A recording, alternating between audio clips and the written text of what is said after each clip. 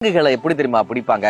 ஒரு கண்ணாடி ஜாடிக்குள்ளர செர்ரி பழங்களை போட்டு வச்சிருவாங்களாம். இப்ப இந்த குரங்குகள் வேகமா ஓடி வந்து ஆர்வத்தோட அந்த ஜாடிக்குள்ளர கைய விட்டு செர்ரி பழத்தை பிடிச்சிடும். ஆனா அதால வெளியே எடுக்க முடியாது. அந்த ஜாடிக்குள்ள கையை மாட்டிக்கும். அதால வெளியே எடுக்கவும் முடியாது.